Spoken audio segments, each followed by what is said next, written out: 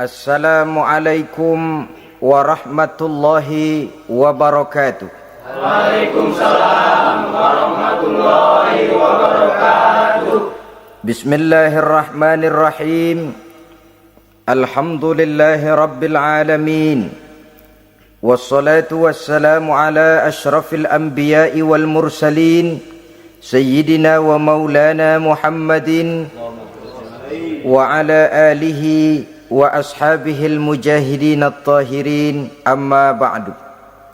Saudara-saudara kaum muslimin rahimakumullah. Pada pertemuan terdahulu kita sudah membicarakan orang-orang yang menjadi teman-teman setan dalam kehidupan di dunia ini. Maka pada pertemuan kali ini kita akan membicarakan tentang siapa yang menjadi musuh-musuh setan di dalam kehidupan.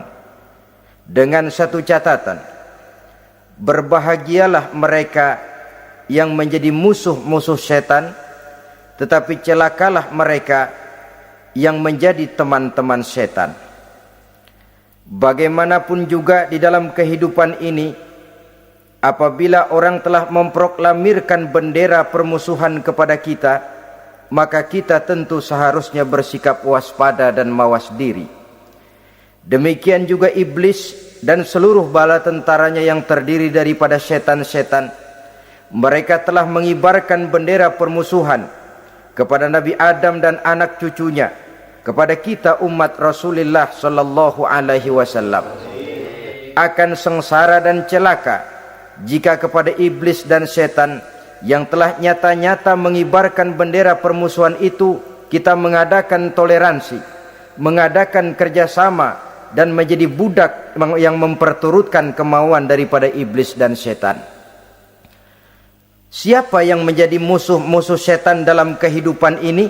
Inilah pertanyaan berikutnya yang diajukan oleh baginda Rasul kepada iblis. Hai iblis, kalau teman-temanmu adalah seperti yang telah engkau jelaskan tadi, sekarang cobalah beritahu saya, siapa di antara umatku yang menjadi musuhmu dalam kehidupan ini? Atas pertanyaan ini iblis laknatullah menjawab, ya Rasul, musuh-musuhku di antara umatmu, pertama anta ya Muhammad. Musuhku yang pertama adalah engkau, wahai Muhammad. Kenapa iblis mencatat Nabi Muhammad sebagai tokoh nomor satu dalam deretan musuh-musuhnya? Mudah difahami. Pertama, keberadaan Rasul merupakan rahmah lil alamin, rahmah bagi lingkungan. Yang kedua, beliau berfungsi menyelamatkan manusia dari tempat yang gelap gulita, dari tempat kesesatan menuju tempat yang terang benderang, penuh berisi petunjuk dan hidayah dari Allah Subhanahu wa taala.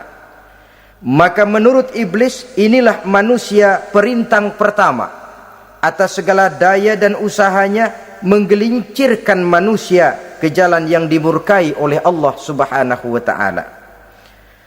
Kalau kita baca sejarah, risalah yang dibawa oleh Nabi Muhammad ini memang merupakan risalah yang membawa rahmah bagi alam sekitarnya.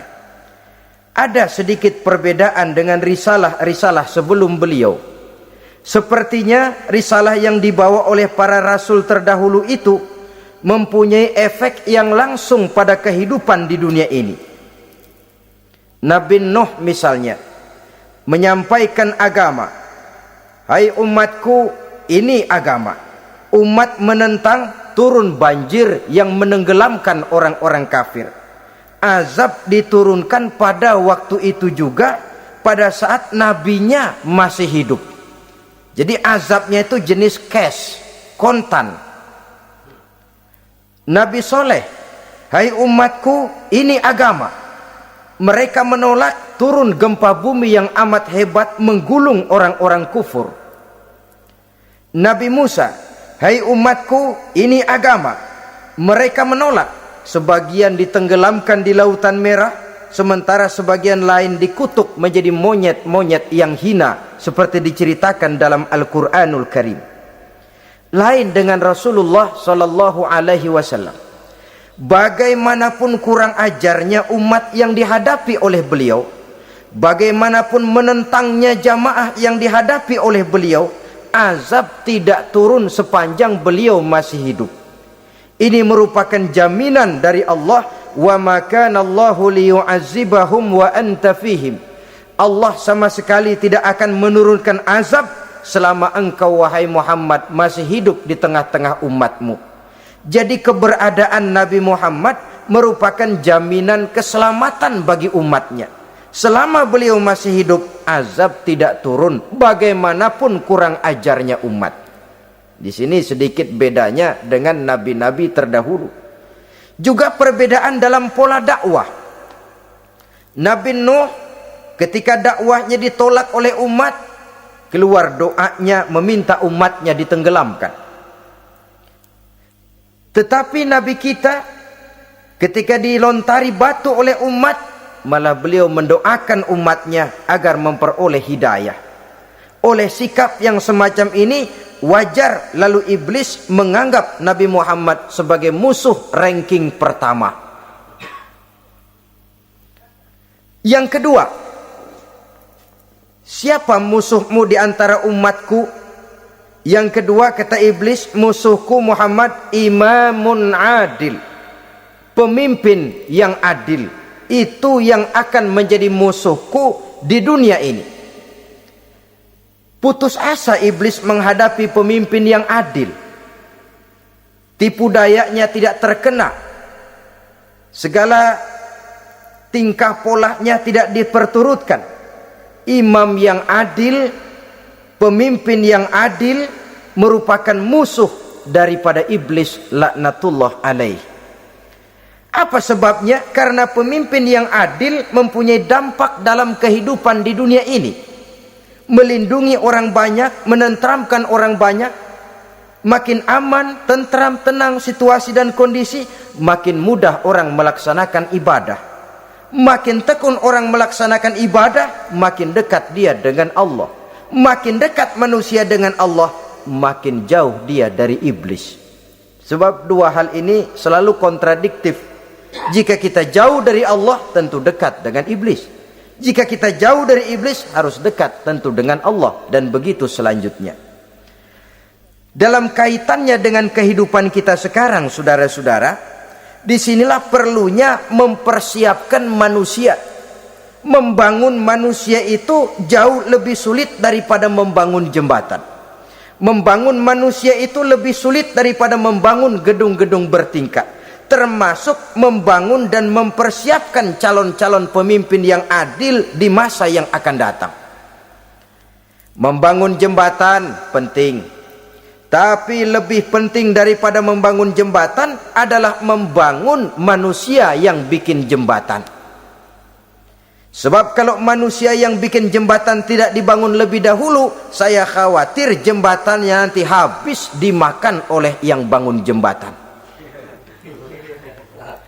Mengaspal jalan raya penting. Lebih penting dari mengaspal jalan raya, membangun manusia yang mengaspal jalan itu. Sebab kalau manusia yang mengaspal jalan bermental rusak dan bejat, saya khawatir jalan belum selesai, aspalnya habis dimakan oleh yang ngaspal. Inilah pentingnya membangun manusia pembangunan. Semua tugas-tugas besar, semua pekerjaan-pekerjaan yang baik harus berangkat dari niat yang baik, berangkat dari hati yang bersih. Siapapun adanya kita, apapun profesi kita. Yang jadi kiai, marilah berangkat dari niat yang bersih. Yang jadi mubalik, marilah berangkat dari niat yang bersih. Niatnya itu mau menghidupkan Islam atau mau cari hidup jual Islam. Kalau mau menghidupkan Islam, mari sama-sama kita berjuang. Tapi kalau mau cari hidup untuk dengan menjual Islam, minggir saja daripada nanti bikin malu. Yang mengurus masjid, mari berangkat dari niat yang bersih. Ngurus masjid itu niatnya mau menghidupkan masjid atau mau cari hidup di dalam masjid. Kalau mau menghidupkan masjid, mari.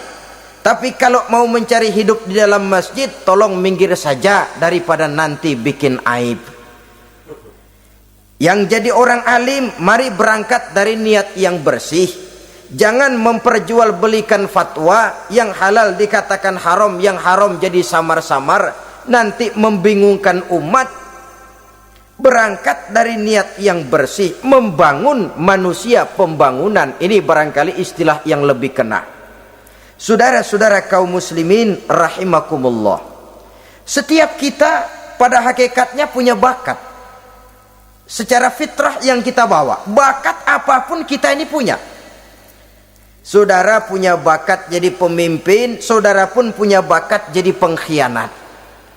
Saudara punya bakat jadi orang soleh, saudara juga punya bakat jadi orang salah. Saudara punya bakat jadi orang besar, saudara pun punya bakat jadi orang hina. Seluruh bakat ada di dalam diri kita. Tinggal nanti pertumbuhannya mana yang lebih subur. Saudara punya sifat berani, saudara pun punya sifat takut. Seberani-beraninya orang mesti ada sifat takutnya. Nanti mana yang tumbuh lebih subur? Kalau takutnya tumbuh lebih subur, dia akan jadi orang penakut. Kalau beraninya yang tumbuh lebih subur, dipupuk oleh lingkungan, pendidikan dan sebagainya, dia akan tumbuh jadi orang pemberani. Oleh karena itu, agama merupakan lingkungan yang subur untuk menumbuhkan benih-benih yang baik yang kita bawa bersamaan dengan lahirnya kita ke alam dunia ini. Setiap kita, saya, saudara, punya bakat jadi pemimpin, punya bakat jadi pengkhianat, punya bakat jadi pengabdi, punya bakat jadi koruptor, punya bakat jadi pemelihara, punya bakat jadi perusak. Tinggal nanti lingkungan, pendidikan yang menumbuhkan mana yang tumbuh lebih subur. Kalau lingkungan saudara lingkungan maling, maka sifat pengkhianat akan tumbuh lebih subur. Kalau nanti saudara jadi pemimpin, insya Allah korupsi. Lingkungan yang menumbuhkan sifat mengabdi, sifat berbuat tanpa pamrih, dikalahkan oleh sifat pengkhianat dan korupsi itu yang dibentuk oleh lingkungan, pendidikan, pengalaman dan sebagainya. Oleh karena itu, secara dini agama menanamkan, menyuburkan fitrah-fitrah yang baik yang kita bawa bersamaan dengan hadirnya kita dalam kehidupan ini. Sebab itu seorang penyair bernama Syauqi mengatakan dalam sebaik syairnya, waladatka ummuka ya ibna adam bakian wan nasu haulaka yadhakuna surura. Hai manusia, pada saat kamu dilahirkan kamu menangis dan orang lain di sekelilingmu ketawa. Kakek senyum dapat cucu baru, paman gembira dapat keponakan baru, sementara kita yang lahir menangis. Betul apa benar? Apa ada saudara yang begitu dilahirkan terus nyengir? Saya kira kabur dukunnya itu. Setiap kamu hai manusia lahir dalam keadaan menangis, orang sekelilingmu tertawa. Karena itu katakan kepada mereka yang senyum di sekelilingmu, hai manusia, pada saat saya dilahirkan saya menangis dan kamu semua tertawa. Baik manusia. Tapi nanti pada satu saat harus terjadi kebalikannya. Kalau dikala saya lahir saya menangis dan kau semua senyum, nantilah manusia. Kalau satu saat saya meninggalkan alam dunia ini, saya akan berangkat dengan senyum dan kalian semua akan berurai air mata. Kalau perlu dari Sabang sampai Merauke kibar bendera setengah tiang. Kalau perlu. Jangan terbalik, kita mati melotot orang malah gembira. Karena hidup selalu membawa sifat-sifat yang merusak. Inilah orang kedua yang menjadi musuhnya iblis dan beruntung menjadi musuh iblis. Siapa? Imamun adil, pemimpin yang adil. Saudara-saudara kaum muslimin rahimakumullah. Yang ketiga musuh iblis, ghaniyun mutawadhi, orang kaya yang rendah hati, orang kaya yang tidak sombong. Kaya apa saja, baik kaya oleh karena ilmu, orang yang kaya karena ilmu disebut orang alim. Baik kaya karena materi, orang kaya karena materi dinamakan hartawan. Baik kaya karena kedudukan, orang yang kaya karena kedudukan dinamakan pejabat. Orang kaya yang rendah hati itu musuh iblis. Beruntung dia menjadi musuh iblis. Iblis tidak senang ada orang kaya tidak sombong. Tapi iblis paling senang kalau ada orang kaya sombong. Lebih senang lagi iblis kalau ada orang miskin sombong. Masya Allah. Orang kaya sombong, walaupun iblis senang, orang masih bilang pantas saja dia sombong, kaya apaan aja punya. Udah miskin sombong, kira-kira yang disombongin apaan? Dalam segala bentuknya sombong ini Allah tidak senang. Tapi iblis senang. Kenapa? Karena sponsor sombong iblis. Kan yang pertama kali sombong iblis toh. Ketika disuruh sujud kepada Nabi Adam, dia nggak mau. Ini kesombongan pertama yang terjadi dalam sejarah. Ketika ditanya kenapa kau tidak mau sujud iblis? Ah, saya kan dibikin dari api, Adam dari tanah. I am the best. Saya lebih hebat daripada iblis, daripada Adam. Adam baru kemarin dibikin, saya sudah lama. Kata Allah, kamu sombong iblis, ini surga bukan tempat orang sombong, keluar. Terusir dia dari surga. Jadi kesombongan pertama adalah kesombongan yang dilakukan oleh iblis, dan dia tanamkan itu kepada kita supaya jadi orang sombong. Karena itu sombong ilmu Allah nggak senang, tapi iblis senang. Mentang-mentang ada ilmunya. Nih, satu-satunya ustadz di sini ya. Semua mesti ngaji sama gue. Kalau nggak ngaji sama gue, Islamnya kurang tapi bener. Sombong karena ilmu. Sombong karena pangkat. Mentang-mentang pakai bintang di pundak, jalan pundak duluan. Yang wajar saja hidup ini. Sombong harta pun begitu. Kaum muslimin rahimakumullah. Orang kaya yang rendah hati dimusuhi oleh iblis, tapi dicintai Allah, dicintai Rasul, dicintai malaikat. Caranya bagaimana? Kembali kepada satu kesadaran bahwa pada saat terlahir ke alam dunia ini tidak ada yang pernah kita bawa. Kalau sekarang kita punya rumah, punya kebun, punya kendaraan, punya pabrik, punya segala macam benda, apa itu? Titipan. Pada suatu saat akan diambil kembali oleh yang menitipnya. Kalau titipan itu pandai kita jaga, pandai kita syukuri, titipan akan makin banyak. Sama juga kita dalam kehidupan. Kalau orang bisa kita percaya, saya mau pergi ke luar negeri, rumah saya titip kepada tetangga.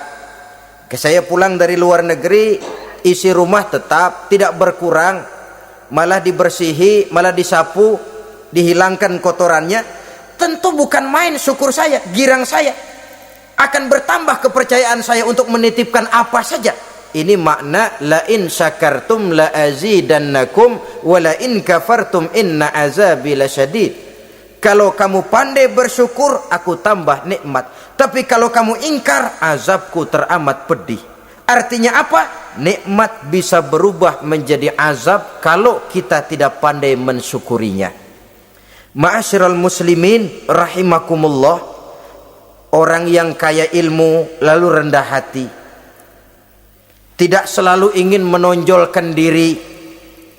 Ini kadang-kadang yang tanggung ini yang bikin berabe. Alim bener enggak, geblek bener juga enggak. Yang sedikit-sedikit mau nonjolin diri. Kalau enggak jadi imam enggak mau ke masjid, enggak jadi imam enggak mau ke musola. Pokoknya kalau enggak jadi imam marahan sama musola. Macam mana? Saudara-saudara kaum muslimin, rendah hati. Tidak selalu ingin menonjolkan, sebab orang yang selalu ingin menonjolkan dirinya biasanya orang yang kekurangan kepercayaan kepada kemampuan dirinya sendiri. Dia selalu ingin dinomorsatukan. Dia selalu ingin ditempatkan pada ranking teratas. Dia tidak percaya diri. Orang yang percaya diri dapat bersikap wajar dalam kehidupan. Begitu juga kaya karena harta, dengan menyadari bahwa harta bagaimanapun banyaknya titipan dari Allah. Pada suatu saat akan kembali. Dia harus dimanfaatkan sesuai dengan kehendak yang menitipnya. Begitu juga kaya oleh karena pangkat, kedudukan, dan jabatan. Pada suatu saat jabatan itu akan hilang dari diri kita. Karenanya sering saya jelaskan bahwa pangkat di dunia ini yang paling tinggi pensiun. Titel yang paling akhir almarhum.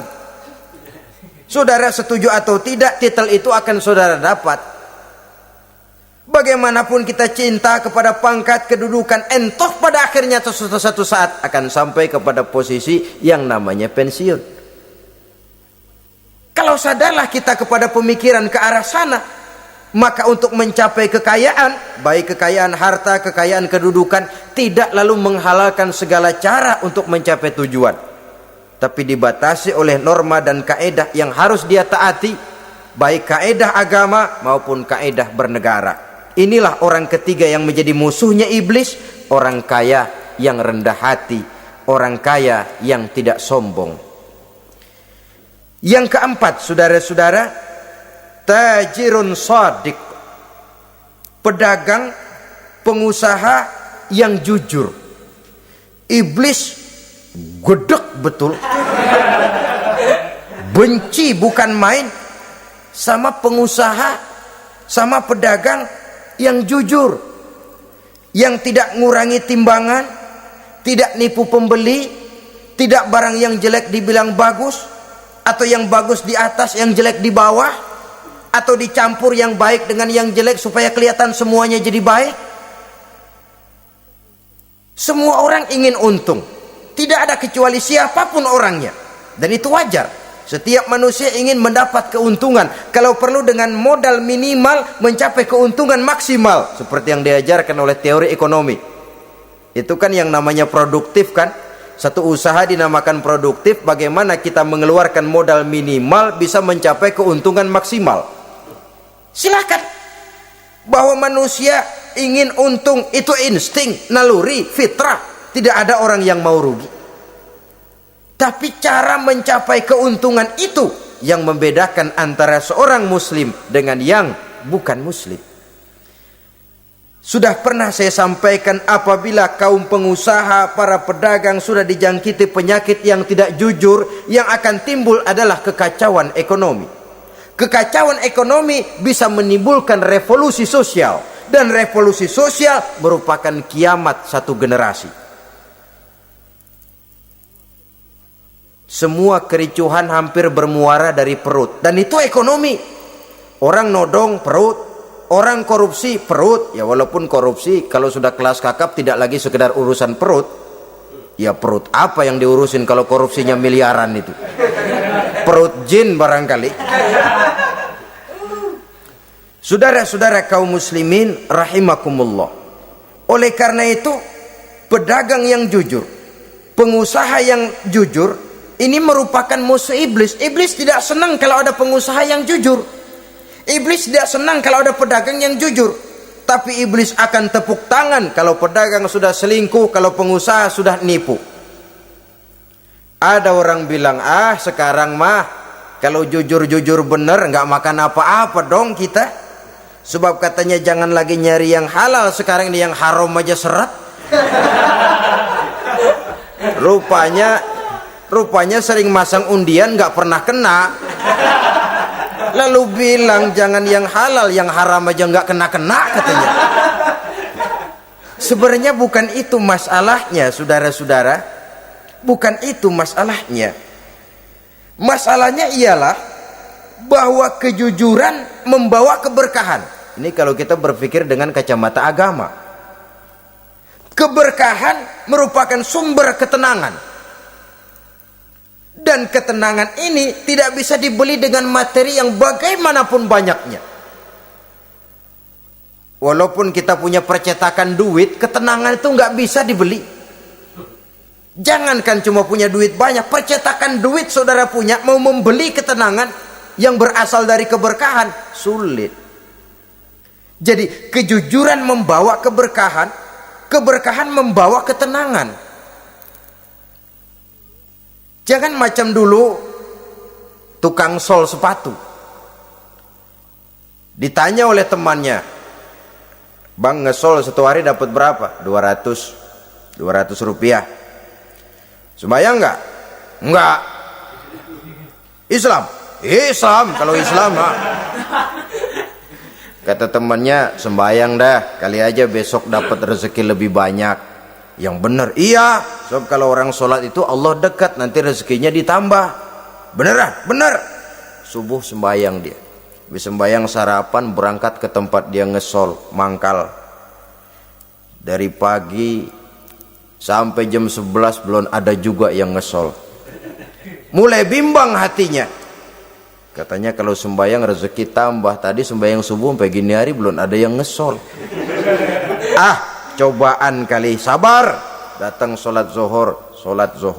Habis zohor nunggu lagi, belum juga ada yang datang ngesol. Udah mau pulang hampir maghrib, baru datang satu orang dandanin sendal jepit putus.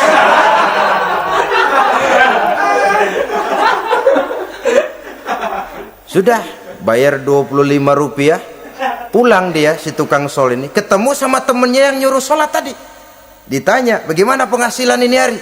Apa dijawab? "Gua kapok deh sembahyang."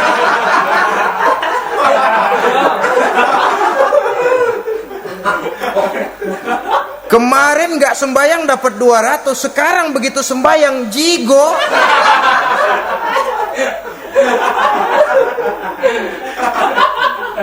Dia tidak sadar bahwa dari kacamata agama 25 rupiah yang membawa berkah jauh lebih baik ketimbang 200 uang panas.